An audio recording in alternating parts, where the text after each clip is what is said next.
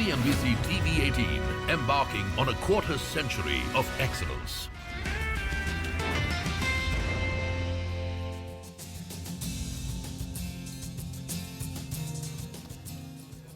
Welcome back. We're about 5 minutes away from the pre-open session. It's our birthday, and we have a very special lineup of guests for you all through the course of the day.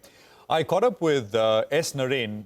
He is the Chief Investment Officer at ICICI Prudential AMC, one of the largest fund houses.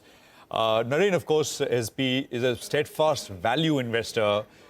He believes that Indian macros, the economy is in fantastic shape. The only squibble, according to him, is valuations. Listen in to a small portion of that conversation.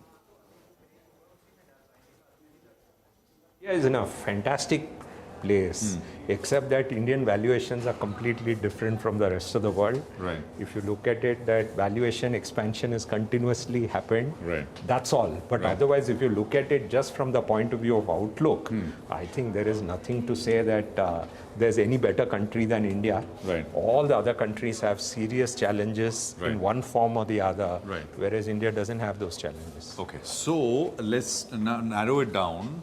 What's the big message? The consensus for some time has been, and you've been saying it as well, focus on large caps, don't focus on mid caps and small caps if you're putting fresh money to work. Yes. Is that the main message? Yes, absolutely. And the other message is clearly that you can't predict the top of this market because the top of this market will be determined by how much foreign flows come in 2024.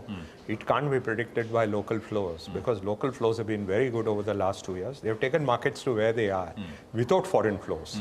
So markets can absorb a lot of foreign flows and the markets can go up to the extent that foreign flows come in 2024. Almost everyone we speak to say that foreign flows are yet to start.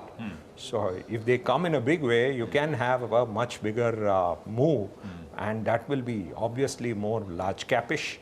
But how much they will be is something which people can't predict because it depends on how the US economy shapes up, how US interest rate shapes up. And those kind of factors will play a role in determining how much foreign flows will come. But again, to that point of mid caps and small caps, are you saying that if you put fresh money to work in mid caps and small caps, be prepared for below average returns over the next 3-4 years? Yeah, there we have a simple framework. We call it the boom cycle. In a boom cycle, when people invest, you don't make big returns in the medium term. And that boom cycle has been clearly seen in mid caps, particularly in the last 6 months. And in that framework, we've always seen that if you invest in any boom cycle, whether it is IT in 2000, whether it is infra in 2007, whether it is small and mid cap in 2017, again now, you don't make money in the medium term.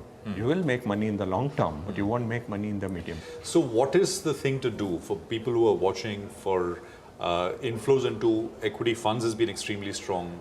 Inflow into equity markets has been very strong. New demat account openings have been through the roof.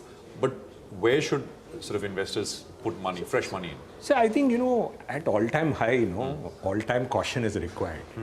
And, in the years of investing that I've seen, how do you practice more caution at the top? That's the toughest challenge. But you're not calling this a top. We don't know if this is the top. This is not the top. Right. All-time high is a period where you have to exercise more caution. Right. And the areas where people have to actually exercise more caution is not in mutual fund and hybrid. It is if you invest through derivatives, for example. If you invest in IPOs, for example, in sectors which you don't understand. These are the areas where people have to actually exercise more caution. And that is our learning from the past. And we always tell people, look at simple indicators like price to earnings, price to book, dividend yield, return on equity.